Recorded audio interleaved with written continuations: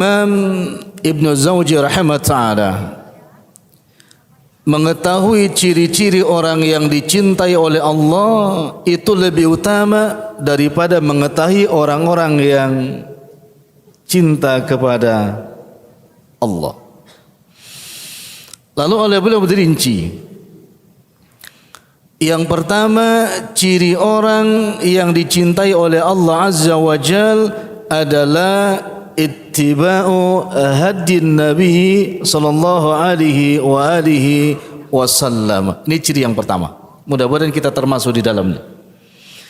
Ciri orang yang dicintai oleh Allah Azza wa Jal adalah mereka-mereka yang dimudahkan untuk ittiba'u hadin Nabi sallallahu alaihi wasallam, untuk mengikuti sunnah Nabi sallallahu alaihi wasallam. Berbahagialah. Jadi kalau kita termasuk orang yang dimudahkan untuk mengikuti sunnah-sunnah Nabi, berarti salah satu ciri dicintai oleh Allah Azza wa Jal sudah ada di dalam diri kita. Dimudahkan. Sebagaimana firman Allah Azza wa Jal di dalam surah Al-Lail. Allah Subhanahu wa taala berfirman, "Wa amma man a'ta wattaqa wa saddaqa bil husna." Apa terusannya? Fasanuyassiruhu lil yusra. Adapun orang-orang yang benar membenarkan al-husna. Al-husna kata Ibnu Katsir maknanya Islam.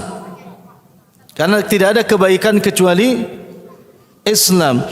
Maka Allah Azza wa Jal akan memberikan kemudahan kepadanya. Makna Allah memberikan kemudahan, maknanya adalah dicintai oleh Allah Azza wa Jalla untuk melaksanakan semua kebaikan-kebaikan yang telah dicontohkan oleh Nabi sallallahu alaihi wasallam. Ana kasih contoh sedikit.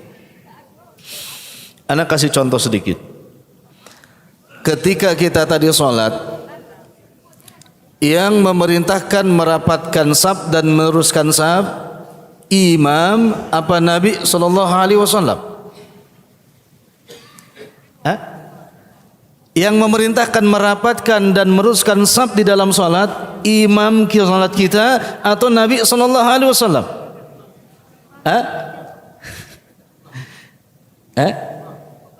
Imam. Tadi imam betul ya. Tapi yang memerintahkan imam siapa? Nabi sallallahu alaihi wasallam. Berarti hakikatnya dari siapa perintah itu? Dari Nabi. Kalau hakikatnya dari Nabi sallallahu alaihi wasallam, apakah layak sebagai umatnya yang cinta Nabi berharap berjumpa dengan Nabi sallallahu alaihi wasallam kemudian tidak merespon perintah tersebut? Layak dikatakan orang yang cinta? Tidak. Kalaupun dia mengatakan cinta, cinta apa namanya? Cinta monyet. Cinta monyet. Ana heran ketika ada imam, ana juga sering jadi imam salat. Kemudian anak katakan istau sufufakum, tapi makmum itu kelihatannya mukanya menatap imam saya dan kelihatan mimiknya kesel. Mungkin kalau boleh dia bilang ini ngajak ribut apa ya? Ada Pak, bahkan memang harus seperti itu. Imam tidak boleh memulai takbiratul ihram sebelum memastikan shaf yang pertama rapat dan lurus. Shaf kedua rapat dan lurus, dan berikutnya setelah sempurna baru imam segera mulai apa? Takbiratul ihram. Pertanyaan ana, kita termasuk yang dimudahkan enggak meluruskan dan merapatkan shaf, atau termasuk yang susah? Ya, termasuk yang dimudahkan apa susah? Alhamdulillah. Kalau dimudahkan berarti kita termasuk apa tadi? Termasuk insyaallah yang dicintai oleh siapa? Allah Subhanahu wa taala. Tapi kalau rapatkan shaf terus, liatin imam aja. Ada kan yang melototin imam, dipelototin. Semakin lama semakin kesel sama imam. Besok enggak salat lagi di masjid apa? Imamnya bawel banget. Ya kan? Isi mas yang pertama yang kosong ke depan. La haula, kesel sama imam. Iya, orang yang dicintai Allah dimudahkan, Pak. Bahkan ada seorang ustaz juga ketika disuruh dia menjadi makmum, bukan imam, disuruh merapatkan shaf. Si ustaz itu udah bilang, gak enak kalau sholat itu shafnya sempit-sempit, mesti lapang. La haula wala, itu imam, gak konsisten, Pak. Bahkan kalau bapak bawa sejadah, ya, sejadahnya agak besar, izinkan tetangga kita di dalam shop itu untuk menginjak sejadah kita.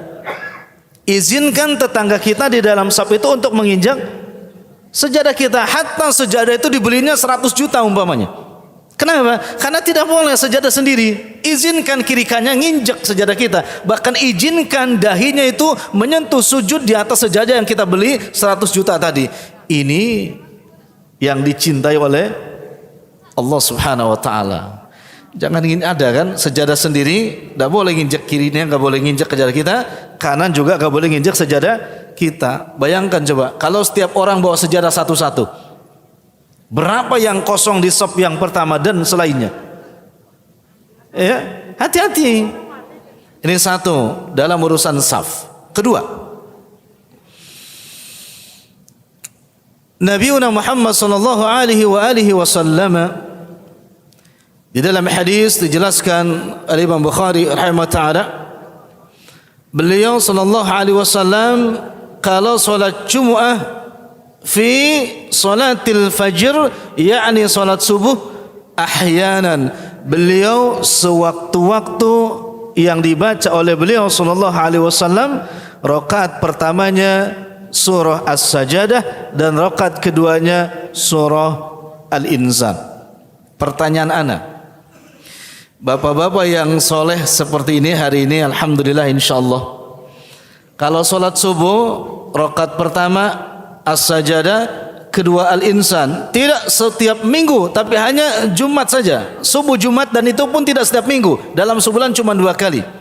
Kira-kira tetap sholat di masjid itu atau milih masjid yang lain?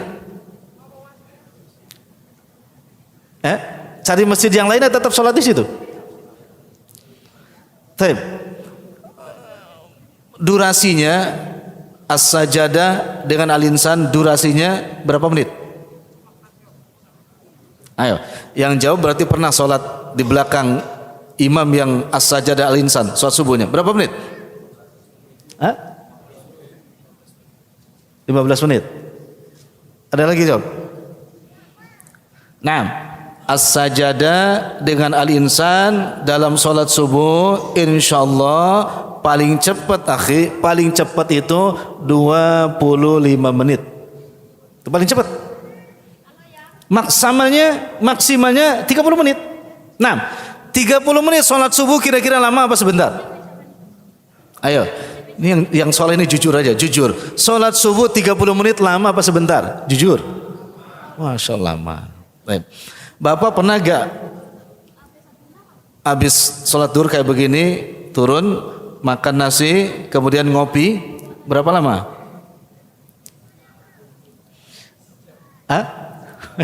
1 jam. Berarti lama mana dengan sholat tadi? Lama ngopinya, ya. Lama ngopinya. Tapi kenapa ketika sholat subuh yang hanya dalam sebulan cuma 2 subuh saja protes? Iya, padahal itu kebiasaan yang dilakukan oleh siapa? Nabi sallallahu alaihi wasallam. Adil gak kalau begitu? Tidak. Bahkan yang lebih lucu lagi, Pak, saking keselnya sama imam yang sholat subuhnya baca As-Sajadah dengan Al-Insan, ngobrol habis sholat subuh, ngomongin imamnya 1 jam. Ngomongin imamnya 1 jam. Yang diomongin berapa jam tadi? 30 menit. Jujur apa enggak kalau begitu? Hati-hati. Pasti, Pak, kalau ada sholat subuh kayak begitu, ngobrol sebelah sana di pojokan, pasti ngomongin tentang apa? Lamanya sholat subuh. Wah, diomongin ini imam tuh gimana sih, sholat subuh kok lama sekali. Berapa menit? 30 menit. Ngomonginnya 1 jam. Itu pun ngomonginnya habis sholat subuh, belum habis sholat duhur nanti diomongin lagi, belum habis sholat asar diomongin lagi. 3 jam ngomongin sholatnya yang setengah jam. Berbahagialah kalau kita termasuk dimudahkan untuk mengamalkan sunnah Nabi SAW, termasuk ridho kita bermakmum di hadapan imam yang tidak setiap subuh sholatnya seperti itu. Ya, taib. Pertanyaan anak begini, mana yang paling utama, sabar dengan ridho? Ya? Yang paling utama sabar dengan ridho, mana yang paling utama? ridha, sabar. Ikhtilaf jawabannya nih.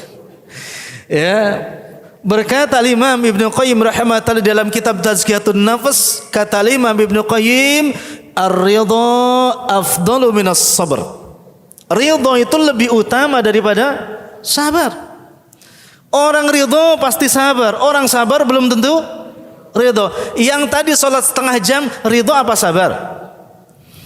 Ayo, yang tadi sholat setengah jam di belakang imam, ridha apa sabar? Yang soleh itu ridha apa? Tapi yang kurang soleh sabar. Apa? Disabar-sabarin aja. Kalau gak sabar juga gimana kan? Masa pulang duluan? Sabar apa terpaksa?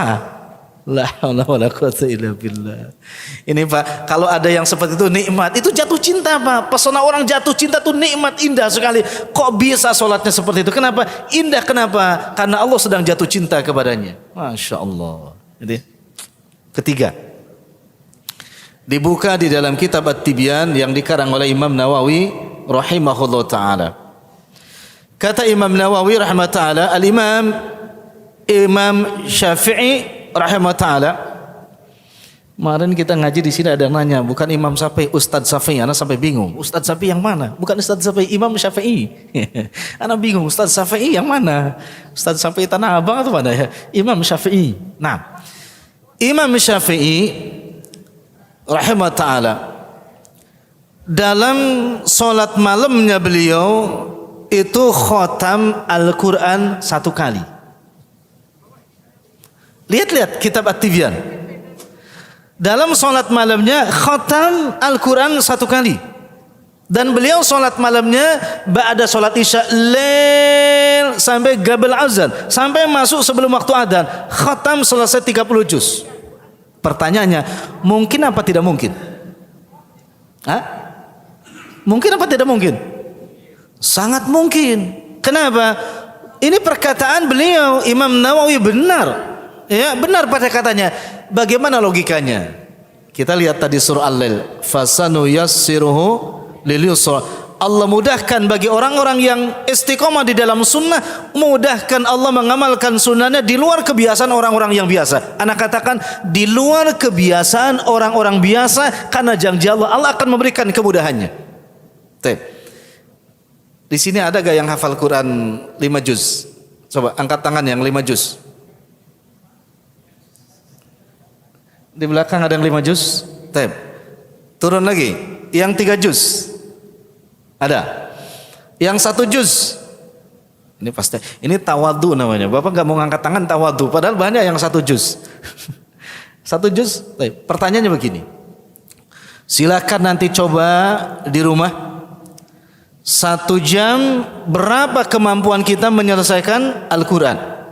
Jawabannya, untuk orang yang biasa seperti ana dan antum sekalian, itu 1 jam itu 2 juz sampai 2,5 juz. Yang biasa kayak kita.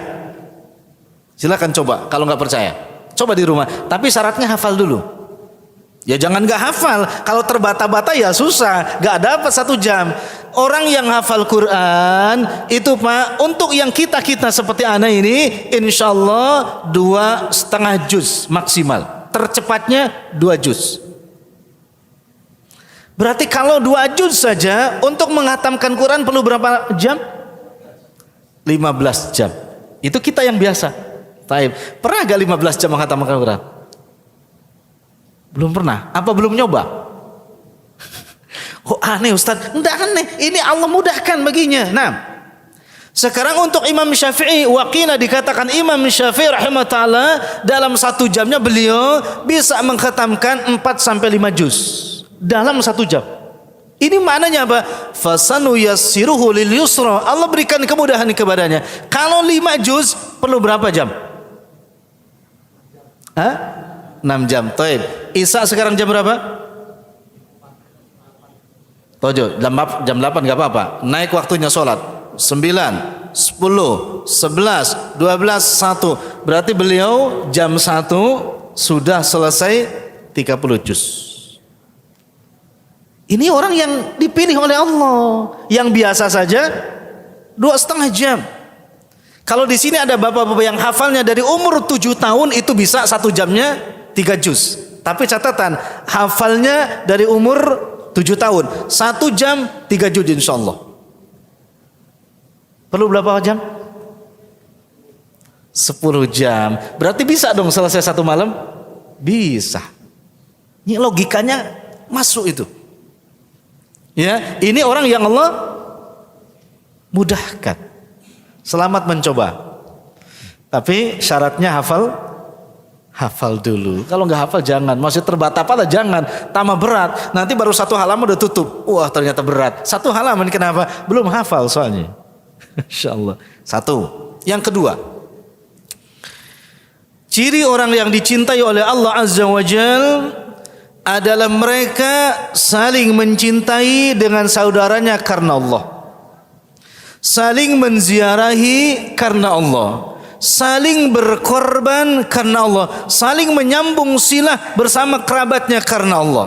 Hadis qudsi, Allah Azza wa Jal berfirman, ya, haqqat mahabbati lil mutahabbina fiyya. Kata Allah Azza wa Jal, wajib untuk mendapatkan cintaku bagi mereka yang saling mencintai karena Allah. Wajib mendapatkan kecintaan Allah bagi orang-orang yang saling mencintai karena Allah. Masya Allah. Bapak sampai hari ini alhamdulillah masih punya istri. Masih. Sekarang masih cinta gak sama istri kita? Cinta. Cintanya karena Allah apa bukan? Karena ada yang curhat sama ana, Ustadz, kalau bukan karena anak nih, ana udah gak cinta lagi sama istri. Ya, ada kalau gak karena anak gak cinta lagi sama istri. Innalillahi itu Pak.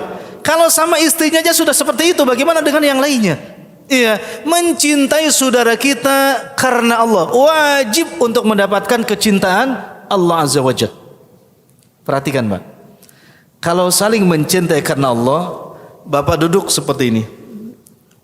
Ya, ini duduknya longgar. Kalau duduknya sahabat Nabi itu rapat, berhimpitan. Tiba-tiba ada saudara kita baru masuk. Itu sahabat Nabi kalau ada saudaranya baru masuk, dia langsung mengatakan, "Ta'ali kemari." Dia melonggarkan duduknya supaya bisa diduduk oleh 2 orang. Kenapa? Karena dia, "Ana uhibbuka fillah." Aku mencintaimu karena Allah. Dikasih tempat. Coba kalau sekarang duduk kita datang teman kita agak sedikit sempit, dikasih tempat apa enggak? Malah pura-pura dilebarkan begitu ya, supaya dia nggak masuk tempat. Di mana cinta kita sama saudara kita? Dilebarkan Pak. Masya Allah. Bapak-bapak ibu yang dirahmati Allah, kalau sholat di Masjid Nabawi, di Masjidil Haram, pengen mendapatkan saf kedua, ketiga, keempat, kelima, kira-kira gampang apa susah? Susah Pak. Sebelum iqamat duduknya bukan begitu lagi, bukan. Menyempit Pak. Masya Allah, saking rebutannya. Itu pesona-pesona orang-orang yang jatuh cinta kepada Allah Subhanahu wa ta'ala. Tetapi ketika ada orang yang datang dan menginginkan safnya, mereka masih merelakan menggeser satu persatu dan dia masuk. Masya Allah. Termasuk ketika memang tidak memiliki saf dan dia ingin berada di saf yang pertama, menggeser sedikit walaupun mereka sangat-sangat berhimpitan. Itulah mereka yang Allah mudahkan dan mereka dicintai oleh Allah Subhanahu wa ta'ala. Masya Allah. Ini luar biasa pesona jatuh cinta itu. 1, mudah-mudahan kita termasuk saling mencintai karena Allah. Di Masjid Jogokarian, mudah-mudahan masjid ini sudah ini ya, studi banding ke sana sudah ya. Taib. Di Jogokarian itu masuk masjid, keluar dari masjid sendal hilang, langsung diganti sama pengurusnya sepatu. Cuman Anda belum nanya kalau hilang sepatu diganti apa gitu. Ya kan? Sendal hilang diganti sepatu Pak. Kenapa? Ini yatahabuna fillah, mereka saling mencintai di jalan Allah, maka wajabat haqqo, ya, wajib kata Allah. Wajabat mahabbati, wajib mereka untuk mendapatkan kecintaanku. Bayangin. Di kita orang selang hilang sendalnya yang harga 150 diganti sendal apa? Sendal jepit Pak. Ini aja Pak dipakai, itu pun warnanya sudah pudar. Wah, itu Masya Allah. Diganti yang terbaik, diganti yang terbaik. Ini saling mencintai. Kenapa? Akan mendudukan orang lain, menghargai orang lain sebagaimana diri kita ingin dihargai. Dan itu kata Nabi dikatakan, itulah tanda orang yang beriman kepada Allah Azza wa Jalla, mereka yang mencintai orang lain sebagaimana mencintai dirinya sendiri. Tahab. Yang kedua, yatazawaruna fillah. Termasuk orang yang dicintai oleh Allah Azza wa Jalla, mereka yang senantiasa saling menziarahi saudaranya karena Allah. Saling menziarahi saudaranya karena Allah. Dengan sunnah-sunnahnya. Jadi ziarah itu tidak serta-merta artinya kepada orang yang sudah meninggal. Mana yang paling utama, ziarah kepada yang sudah meninggal atau ziarah kepada orang yang masih hidup? Hah? Yang masih hidup itu jauh lebih utama, ziarah kepada orang yang masih hidup, karena orang yang masih hidup nggak bisa lewat doa. Ya, maksudnya assalamualaikum nggak bisa, harus ketemu. Kalau orang yang kubur itu bisa assalamualaikum, jarak jauh bisa. Bapak lewat kuburannya, ucapannya apa? Assalamualaikum ya ahlad diyar wa inna insyaallah bikum lahikun. Tapi sama tuan rumah nggak bisa, harus datang. Nah, itu lebih utama. Tapi adab-adab ziarahnya harus dipenuhi. Ya, satu. Kalau bapak mau ziarah kepada saudara kita yang tidak ada kaitan darah, maka yang pertama harus minta izin dulu. Tulis di WhatsApp, assalamualaikum saudaraku, bolehkah saya ziarah ke rumahmu? Itu syarat yang pertama.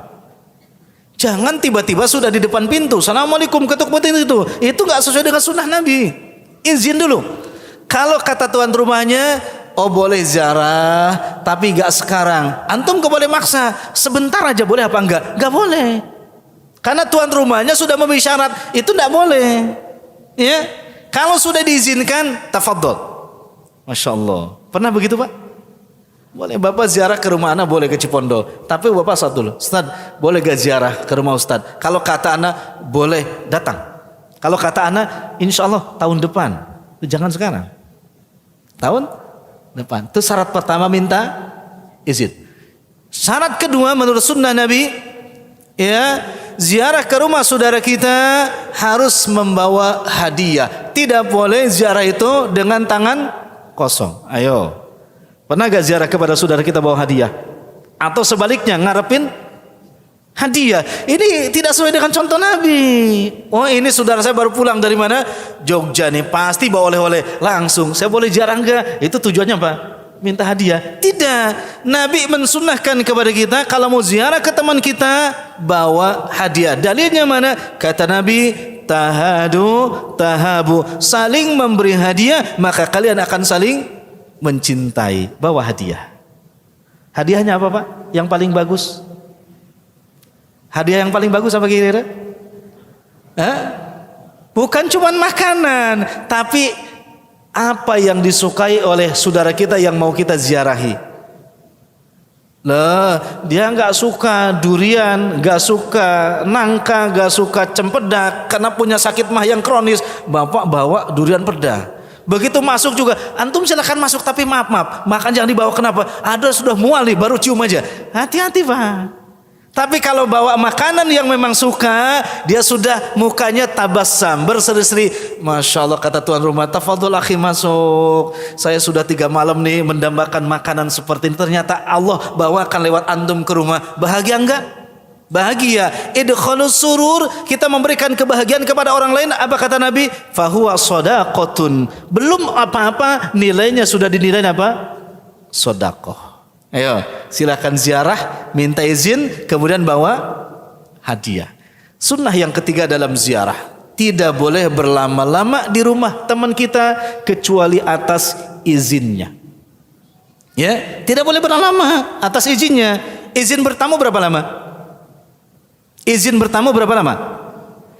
3 hari Pak. 3 hari. Kebayang nggak Bapak bertamu 3 hari kalau nggak bawa apa-apa dari rumah? 3 hari kebayang gak? Pak saya izinnya, tapi Pak 3 hari ya. Begitu tuan rumahnya lihat gak bawa apa-apa, namunya banyak, 1 RT lagi. Kebayang gak? Ya, kata tamunya ini, saya kan bawa rahmat. Kata tuan rumahnya, antum bawa rahmat, tapi musibah bagi kami. Bawa rahmat musibah bagi kami. Bayangin 1 RT di bawah 3 hari Pak. Itu pun kalau diizinkan begini. ana izinkan antum ziarah ke rumah ana, ya, insya Allah nginep saja di sini 3 hari saja, tafadhol. Nah itu, silahkan, ya, silahkan. Tapi kalau nggak ada kalimat begitu, jangan berlama-lama. Yang keempat, ya, sunnah di dalam ziarah ke saudara kita. Yang keempat, ya, tidak boleh mencela dan meminta makanan-makanan yang sudah diberikan oleh tuan rumah kita. Artinya apa? Ridho saja. Bagaimana kalau bercanda? Kata para sahabat soleh termasuk bercanda, tidak boleh. Ada apa Pak di kulkas? Oh, ada sesuatu. Ya pokoknya keluarkan saja yang ada apa saja. Itu bercanda. Tidak ada adabnya kata para soleh. Tidak, ridho. Harus ridho. Apapun yang diberikan ridho. Antum suka makan, gak suka tidak boleh dicela. Hakikatnya itu adalah Allah yang memberikan kepada kita. Pernah gak datang tamu Pak? Tamu yang nawar ngatur. Ya, pernah gak? Tamunya yang ngatur. Saya gak suka air putih Pak. Ada gak kopi? Dan saya biasanya kalau di rumah kopinya itu kopi nawar, itu tamu nawar Pak. Itu tidak boleh, tidak boleh. Ya, kenapa? Bercanda itu seperti itu, ya, akan merusak hubungan kita di dalam persahabatan, termasuk perasaan sahibul bait. Maka Islam itu luar biasa. Tamu tidak boleh mencela makanan yang diberikan, dijamukan oleh tuan rumah. Tapi dalam Islam, tuan rumah mesti menghormati tamunya, dijamu dengan sebaik-baiknya jamuan. Enak dah. Kalau begitu yang penting ngaji. Kalau ngaji enak apa?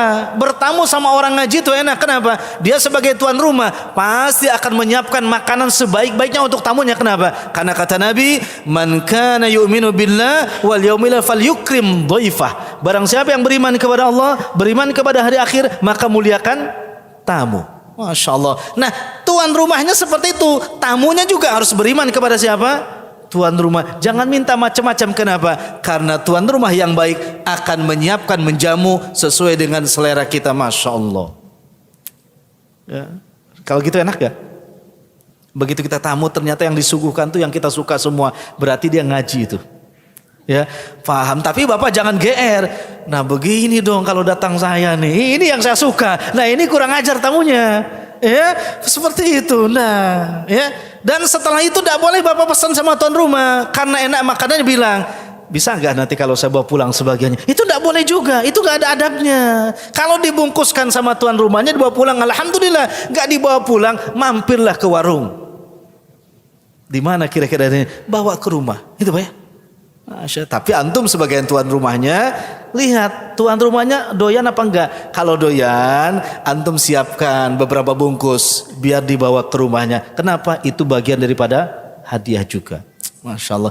Enak loh Pak, kalau bertamu kepada orang yang ngerti ilmu dan ditamui oleh orang yang mengerti ilmu. Enak itu, enggak ribet-ribet Pak. Masya Allah.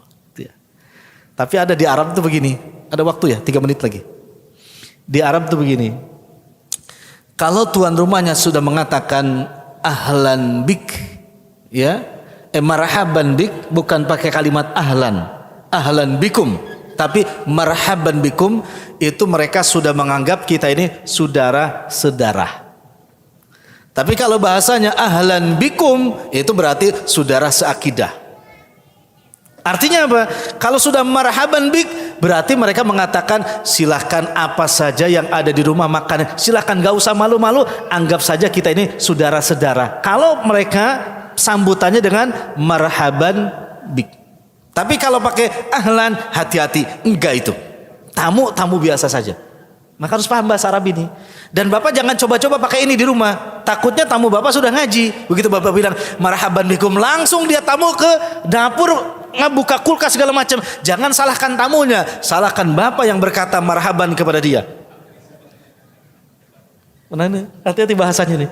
Kalau marhaban berarti Bapak boleh ke dapur sendiri, boleh buka-buka sendiri. Tapi kalau ahlan, jangan. Hati-hati, jangan main-main dengan bahasa itu. Kecuali yang sudah ngerti. Sudah yang sudah taib. 3. Itu syaratnya. Yang terakhir Pak, sunnah di dalam ziarah, lebih penting daripada 4 tadi adalah minta nasihat dalam urusan agama. Ini yang lebih penting. Kenapa? Ziarah kita terhadap rumah saudara kita bukan hanya urusan dunia, tapi ada yang diminta urusan akhirat. Begitu selesai, kita bilang sama tuan rumah, saudaraku tercinta, tolong dong nasihatin aku tentang Islam ini, tentang agama ini. Itu yang ahsan. Ya, lalu dia nasihatin, ya kamu banyak belajar, sholat, itu yang lebih mulia dibandingkan dengan yang 4 tadi. Tapi pertanyaan anak, pernah gak bapak bertamu kepada saudara bapak lalu minta nasihat tentang urusan agama? Pernah apa enggak? Minta nasihat urusan agama, pernah gak?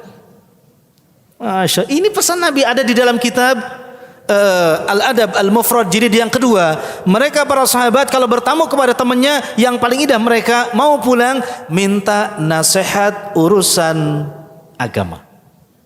Insyaallah ya. Baik. Terakhir di bab kedua, orang yang jatuh cinta kepada Allah tandanya adalah orang yang al-mutabadzirina fiyya, orang yang mau berkorban di jalan Allah karena Allah. Jadi kalau sudah bersaudara seperti ini, tanda orang yang dicintai oleh Allah Azza wa Jalla, mereka mau berkorban dalam urusan Islam, ya, dalam urusan Islam derhama saudaranya. Anak kasih contoh.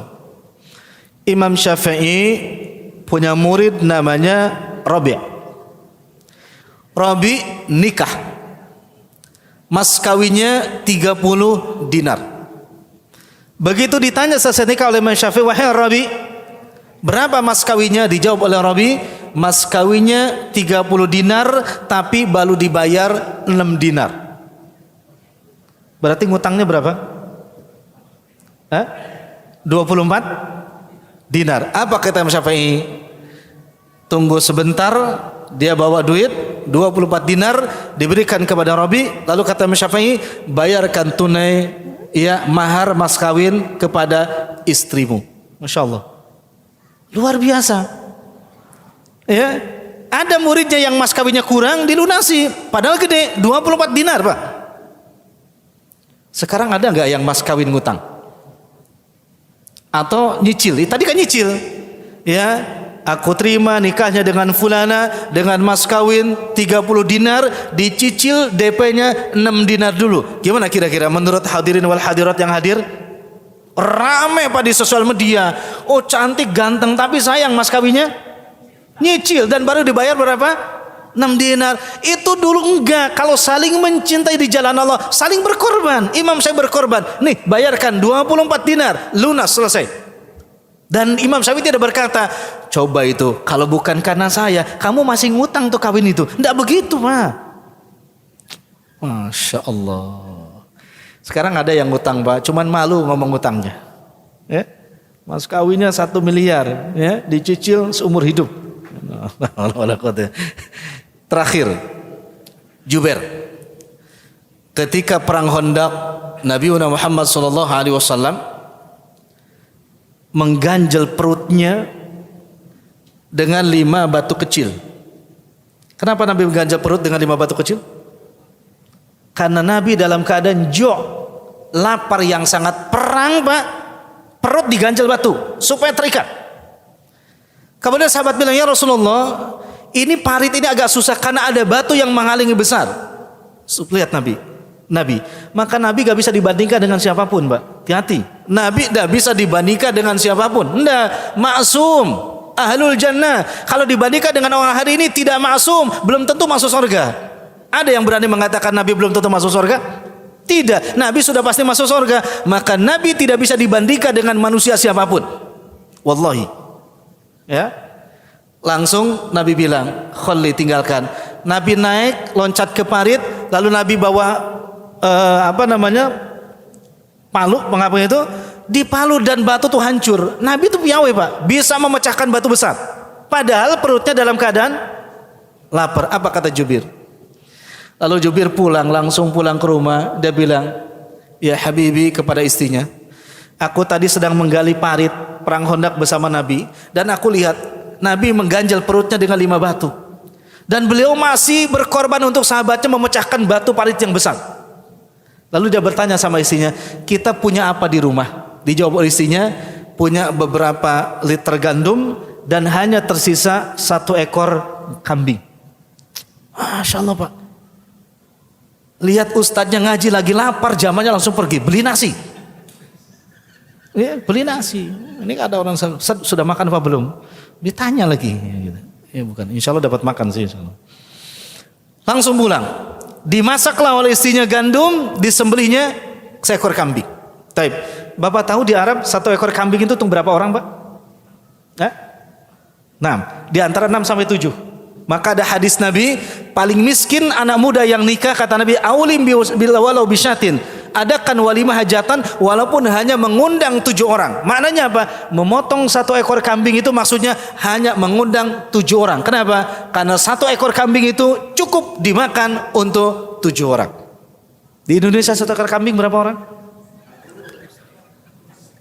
1 ekor kambing dimakan berapa Pak? Wah, begitu makan sedih banget dia. Itu 7 orang Pak. Ya, kambingnya kecil lagi. Nah, dimasak. Kambing dipotong. Setelah setengah matang Pak, lalu Jubair langsung mengambil, ya Rasulullah, aku punya sedikit makanan gandum dan 1 ekor kambing. Ya, Nabi langsung bertanya, kira-kira gandumnya banyak apa enggak? Ya sekian liter aja. Apa kata Nabi? Biarkan sampai mendekati matang, jangan dibuka tutup tungkunya, tunggu sampai aku datang. Masya Allah Pak. Ini utama. Kalau seandainya Jabir itu mengambil makanan diberikan kepada Nabi, itu namanya menghina. Tapi kalau diundang Nabi ke rumahnya, ini penghormatan. Masya Allah, beda Pak. Itu adabnya. Kalau tiba-tiba makanan, nih Pak makanan sedekah, berarti Nabi menerima apa? Sedekah. Tapi kalau diundang ke rumahnya itu utama, itu dimuliakan namanya. Hati-hati Pak. Jadi Bapak kalau ketemu syekh, ketemu mana, jangan di jalan dikasih, nih Pak roti Pak, jangan, diundang ke rumahnya, itu menghina namanya. Ya, dikasih roti di jalan, dikasih nasi bungkus di jalan, Pak Ustadz di nasi bungkus, itu menghina namanya, ajak ke rumah. Populer di kalangan para sahabat nama hadis hadafir. Hadafir itu apa? Hadis tentang kaki kambing. Nabi itu Pak makan kaki kambing, diundang ke rumahnya makan, itu memuliakan Nabi. Akhirnya apa Nabi? Mengundang, mengumpulkan Ansor diundang, Muhajirin diundang, dan beberapa sahabat. Jumlahnya berapa ratus kira-kira Pak? Padahal hanya 1 ekor kambing. Sudah. Assalamualaikum, waalaikumsalam. Udah. Nabi buka, lihat pengorbanan Nabi. Tadi judulnya saling berkorban di jalan. Nabi yang sudah capek perutnya diganjel 5 batu Pak. Nabi yang motongin rotinya, Nabi yang naruh dagingnya, Nabi yang memberikan kepada sahabatnya. Selesai Muhajirin dan Ansor, selesai Pak, selesai sahabat semua. Itu daging dan roti masih tersisa. Berkahnya Nabi SAW. Masihkah Nabi bisa dibandingkan dengan orang hari ini? Masih gak bisa dibandingkan? Tidak saudaraku, tidak bisa dibandingkan. Sekarang kita kalau lapar Pak, dijamu orang sudah lapar, kita berhari-hari, kita jadi pemimpin, kira-kira mendahulukan jamaah kita atau kita?